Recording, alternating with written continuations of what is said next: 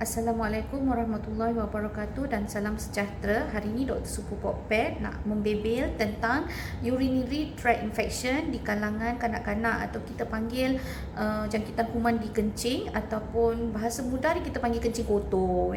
So jadi kenapa jangkitan kuman ni berlaku di kanak-kanak? Seperti biasa kita tahu bayi atau kanak-kanak masih memakai pampers. Jadi apabila kita biarkan tidak bersih lama kan, kita tak bersihkan begitu lama pampers dia tak cuci bersih-bersih, kadang-kadang kita hanya pakai mungkin tisu basah sahaja dan benda tu masih tidak betul-betul bersih, so jadi kuman yang ada mungkin daripada najis, buang air besar dia tu, dan benda tu masih berkumpul dekat sekeliling area kencing tersebut.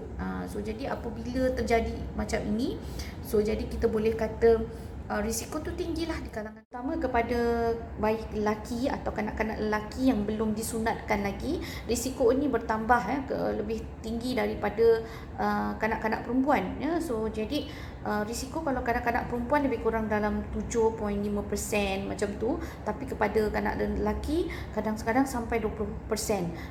Jadi kenapa? Sebab dia ada foreskin yang boleh mengumpul kencing, especially kalau ada anak-anak lelaki yang ada masalah dengan penis, abnormal kepada penis tu, sama ada dia ada phimosis, anak yang mengalami penyakit hypospadias di mana kedudukan urethra opening tu, tempat kencing dia tu, tempat keluar kencing tu berada di tempat yang tidak normal, yang tidak sepatutnya di bawah ataupun di tengah-tengah. Ni kita panggil phimosis dan risiko dia dapat kencing kotor kan tu. Dan biasanya kalau kes-kes kanak-kanak yang ada masalah, tak kisah lelaki atau perempuan, yang ada kita panggil VUR ataupun vesico-urethral reflux. Maksudnya kita punya bladder tu punya sambungan ke buah pinggang ataupun bladder ke kencing manusia dihasilkan daripada buah pinggang, perkumuhan kepada benda-benda kotor dan akan dibuang kalau normal dekat keadaan macam ni. So jadi flow tu, kencing tu daripada sini, ini kita panggil ureter, saluran ureter yang akan bersambung kepada pundi kencing kita ataupun kita panggil bladder, dan di sinilah pintu masuk dia. So jadi bila kita tengok keadaan tu besarkan, so jadi bila kita tengok yang ni normal, kedudukan dia seperti ini, dan apabila kedudukan yang tak normal kita panggil VUR, vesico-urethral reflux, di mana valve dia ni nampak macam besar dan panjang, jadi bladder tak boleh nak menutup kencing ni. Every time baby nak ataupun kanak-kanak nak kencing, mula pergi ke ureter dan boleh pergi ke buah pinggang dan menyebabkan buah pinggang menjadi bengkak atau kita panggil hydronephrosis. So inilah kita panggil VUR yang perlu rawatan.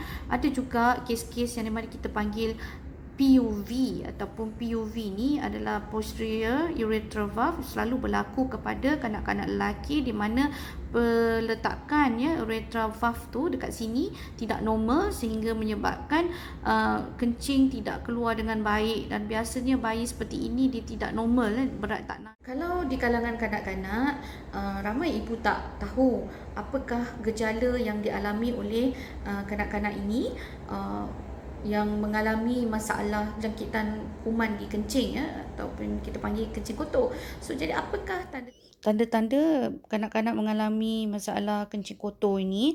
Ialah selalunya dia akan demam atau muntah-muntah, dan juga kadang-kadang dia ada sembelit, sebab pundi najis dan pundi kencing berada bersebelahan.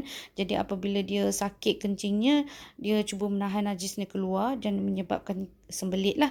Dan kadang-kadang kalau bayi sehingga dia muntah-muntah tu sampai dia tak naik berat badan, ataupun baby yang daripada lahir tu kadang-kadang dia ada kencing kotor, boleh menyebabkan kuning yang lama atau jaundice yang lama, prolong jaundice.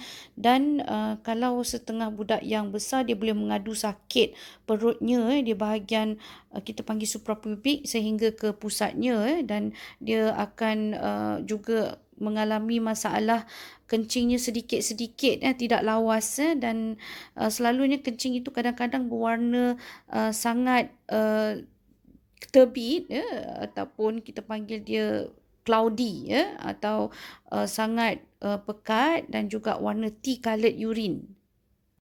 Dan gejala biasa, kadang-kadang budak ni dia merasa sakit masa nak kencing. Kita panggil dysuria, iaitu dia sakit semasa nak kencing dan kadang-kadang menangis.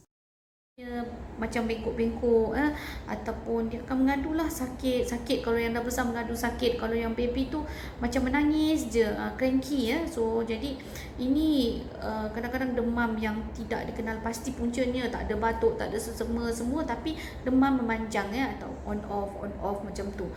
So jadi bawalah check untuk tengok sama ada bayi tu ataupun kanak-kanak tu mengalami masalah kencing kotor so biasanya doktor akan tekan-tekan perut dia rasa budak ni sakit dekat sini, keras bahagian bawah ni, so kita panggil sakit bahagian suprapubik kadang-kadang sampai ke kita punya pusat sakit dia tu.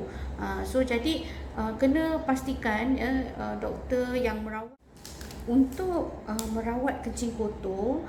Sebelum kita bagi rawatan, doktor perlu mengambil test dulu mengambil test kencing bayi tersebut atau kanak-kanak tersebut.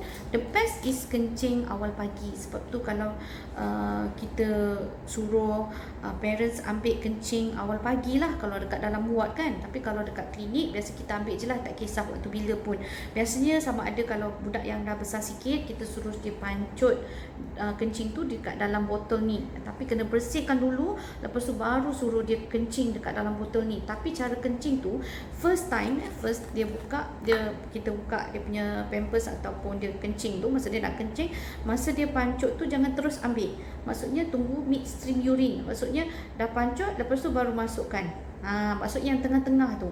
So baru kita ambil sikit, lebih kurang dapat sebegini pun dah boleh so dari lebih kurang dalam 10 ml macam tu pun dah cukup so lepas tu dapat banyak lagi bagus so kita akan baby biasanya kita akan pakaikan bag ni bag ni yang dalam ni dia ada bag so bag ni sebenarnya kalau kita buka satu kita buka satu biasanya kita buat sterile, maksudnya proses tu mesti sterile.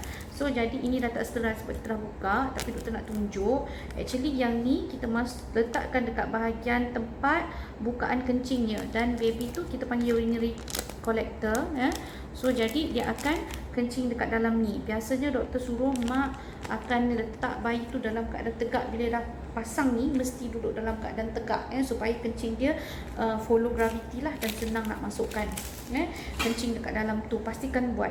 Dan another thing is actually guna tube atau kita panggil NG tube, dan kita terpaksa masukkan dalam opening dia kencing punya opening tu tempat bukaan tu, dan kita masukkan tube ni hujung ni. Kita pakai ubat tahan sakit lah sterile procedure, masukkan juga sedikit, lepas tu kita dapatkan kencing dia, yang ni kita tadah terus dalam ni sterile procedure.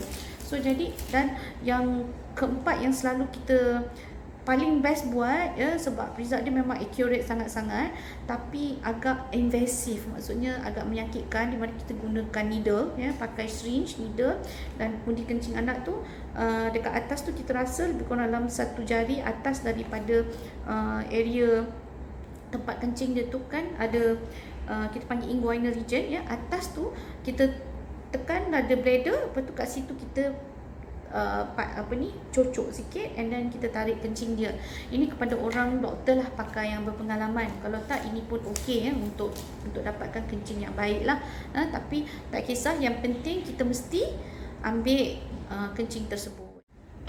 Selalunya test yang kita hantar dekat lab kita panggil urine FME dan juga urine culture and sensitivity ataupun kita panggil, kita nak tengok kuman apa dekat dalam kencing tersebut, sebab kita memang akan bagi antibiotik tapi mesti ambil kencing dulu sebelum kita startkan antibiotik. Sebab kalau kita dah bagi antibiotik kita baru nak ambil kencing, no point, sebab kadang-kadang kuman tu dah macam dia dah duduk diam-diam dulu, dia tak nak show off dulu so jadi sebab apa dia takut dengan antibiotik tu, jadi dia tak dapatlah nak dapat result yang accurate apa kuman yang sebenarnya.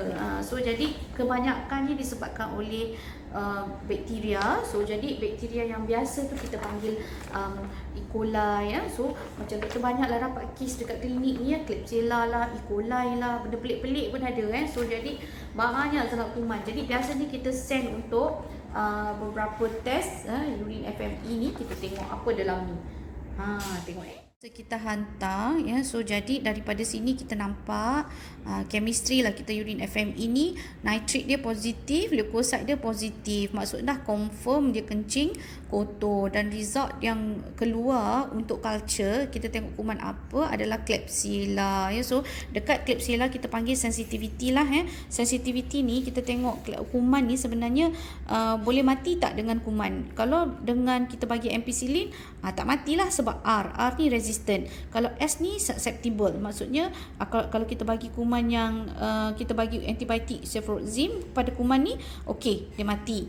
Kalau kita bagi cefalexin, okey, kuman ni akan mati. So jadi daripada sini kita tahulah kita punya rawatan ni tepat atau tidak. Kepada pesakit-pesakit yang ada masalah phimosis ataupun memang belum sunat lagi kita ataupun kita galakkan untuk pergi buat circumcision ya, bersunat ni balik sebab bagus. Kita buang foreskin tu, kita boleh elakkan daripada pengumpulan kuman-kuman tu di area foreskin ya. So jadi itu akan mengelakkan atau mengurangkan risiko mendapat kencing kotor di kalangan kanak-kanak lelaki ya. So jadi pergi sunat itu bagus Terima kasih kerana menonton, dan nantikan part 2 penyakit jangkitan kuman dalam kencing dalam kanak-kanak.